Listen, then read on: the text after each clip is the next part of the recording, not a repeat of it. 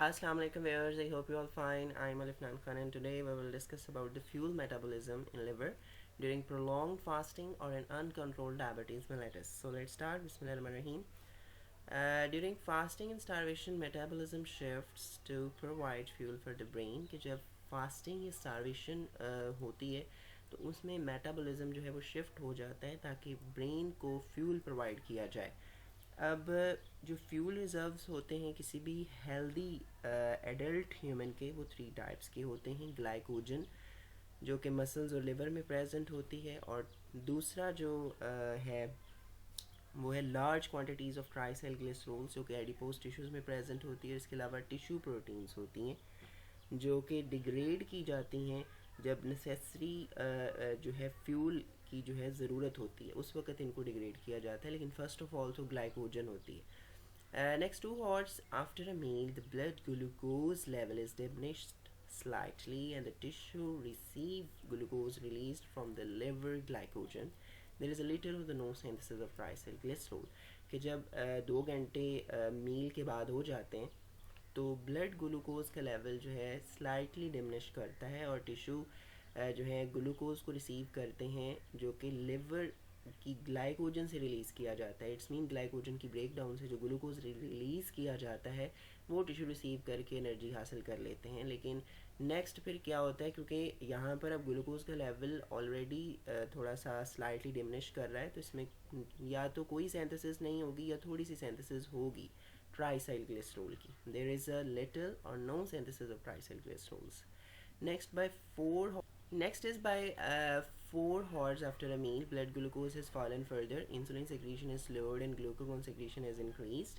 कि जब 4 घंटे हो जाते हैं मील के बाद तो ब्लड ग्लूकोज और ज़्यादा फाल कर जाता है और इंसुलिन की सिक्रीशन कम हो जाती है और ग्लूकागॉन की सिक्रीशन इंक्रीज़ हो जाती है. ये इंसुलिन और ग्लूकागॉन के इफेक्ट्स जो हैं वो हम पिछले लेक्चर्स में डिस्कस कर चुके हैं. These hormonal signals mobilize the triacyl glycerol from adipose tissues which now become the primary fuel for muscle and liver. कि अब ये जो हार्मोनल सिग्नल्स होते हैं कि इंसुलिन सिक्रीशन कम हो गई है, ग्लूकागॉन सिक्रीशन बढ़ गई है, तो यही हार्मोनल सिग्नल्स जो हैं मोबिलाइज करते हैं ट्राइसेल ग्लिसरॉल्स को फ्रॉम एडिपोज टिश्यू कि ये प्राइमरी फ्यूल बने मसल्स और लिवर के लिए. नेक्स्ट ये फिगर है वो जो ये हमें बताती है कि क्या रिस्पॉन्सेज होते हैं जब हम प्रोलॉन्ग फास्टिंग को फेस कर रहे होते हैं. ये नेक्स्ट हम डिस्कस करते हैं. Next, this table about the available metabolic fuels in a normal weight 70 kilogram man and an obese 140 kilogram man at the beginning of the fast. जब फास्टिंग स्टार्ट होती है तो एक नॉर्मल वेट मैन में कौन से अवेलेबल मेटाबॉलिक फ्यूल्स प्रेजेंट होते हैं और कौन से ओबीस में प्रेजेंट होते हैं. तो टाइप्स ऑफ फ्यूल में अगर हम नॉर्मल वेट की बात करें जो कि 70 किलोग्राम मैन है, उसमें ट्राइसेल ग्लिसरॉल जो कि एडिपोज टिश्यूज़ में प्रेजेंट होते हैं उसके वेट का 15 किलोग्राम बनाते हैं. प्रोटीन्स में जो मेनली मसल्स प्रोटीन्स हैं वो 6 किलोग्राम बनाती हैं और ग्लाइकोजन मसल लिवर में जो प्रेजेंट है वो 0.225 किलोग्राम बनाती है उसके ओवरऑल वेट का. नेक्स्ट, सर्कुलेटिंग फ्यूल्स जो हैं glucose, fatty acids, triacyl glycerol etcetera, ये 0.023 किलोग्राम जो है बनाते हैं उसके ओवरऑल वेट का. अब इनकी जो कैलोरिक इक्विवेलेंट है thousands of kilo calorie kilo जॉल में. अगर ये 15 किलोग्राम ट्राइसेल ग्लिसरॉल्स हैं तो ये 141 किलो कैलोरी एनर्जी प्रोवाइड करेंगे. लेकिन अगर किलो जॉल की बात करें तो 589. नेक्स्ट, अगर प्रोटीन्स की बात करें तो ये किलो कैलोरी में 24 हैं और किलो जॉल में 100 है. ग्लाइकोजन की बात करें किलो कैलोरी में 0.90 है और किलो जॉल में 3.8 है. सर्कुलेटिंग फ्यूल्स की बात करें तो ये किलो कैलोरी में एनर्जी देते हैं 0.10 और किलो जॉल में 0.42. इट्स मीन इसका ओवरऑल जो टोटल हुआ वो 166 किलो कैलोरी है और 694 किलो जॉल है, जिसका ओवरऑल एस्टिमेटेड सर्वाइवल है कि 3 मंथ जो है ये फास्टिंग में रह सकता है. ये बंदा नॉर्मल वेट वाला 70 किलोग्राम 3 मंथ एस्टिमेटेड इसका सर्वाइवल है. नेक्स्ट जो अगर हम बात करें ओबीज़ की जो कि एक 140 किलोग्राम मैन है उसके वेट का 2 गुना है. इट्स मीन जो नॉर्मल वेट था वो 70 किलोग्राम मैन है और ओबीज़ 140 है. तो यहाँ पर अगर हम ट्राइसेल ग्लिसरॉल्स की बात करें जो कि एडिपोज टिश्यूज़ में प्रेजेंट हैं वो इसके वेट का 80 किलोग्राम बनाते हैं. प्रोटीन्स 8 किलोग्राम बनाते हैं जो कि मसल्स में प्रेजेंट होंगी मेनली. ग्लाइकोजन जो है वो 0.23 किलोग्राम बनाती हैं और सर्कुलेटिंग फ्यूल 0.025। अब ये इसका कैलोरी की इक्विवेलेंट है, ये किलो कैलोरीज में है, ये किलो जूल में है। किलो कैलोरीज में बात करें तो 752 किलो कैलोरी जो है 80 किलोग्राम जो ट्राइसल्ग्लिसरोल्स हैं वो प्रोवाइड करते हैं। अगर किलो जूल की बात करें तो 3140 किलो जूल जो है एनर्जी 80 किलोग्राम जो ट्राइसल्ग्लिसरोल्स हैं वो एक ओबीज पर्सन को प्रोवाइड करते हैं एनर्जी। और अगर प्रोटीन्स की बात करें किलो कैलोरी में तो 32 है और किलो जूल में 134 है। ग्लाइकोजन की बात करें किलो कैलोरी में 0.92 है और 3.8 किलो जूल में है।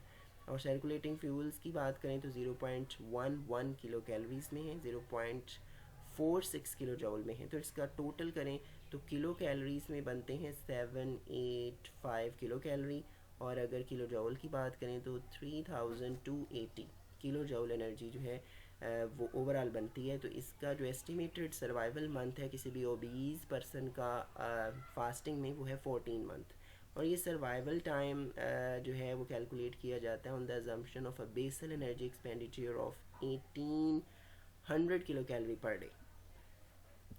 Next, this is the overall fuel metabolism जो लिवर में होता है प्रोलॉन्ग फास्टिंग में और इन अनकंट्रोल्ड डायबिटीज़ मेलिटस में। अब इसमें फ़र्स्ट ऑफ ऑल देखें कि जो प्रोटीन डिग्रेडेशन है वो यील्ड करती है ग्लूकोजेनिक अमाइनो एसिड्स। ये प्रोटीन्स हैं, इसकी डिग्रेडेशन हुई अमाइनो एसिड्स जो हैं वो रिलीज़ होंगे। अब ये अमाइनो एसिड्स का जो है सबसे पहला काम इसका ये किया जाता है कि इसमें से अमोनिया जो है वो रिलीज़ की जाती है जिसको यूरिया में कन्वर्ट करके एक्सपोर्ट कर दिया जाता है। Urea is exported to the kidney and excreted in the urine.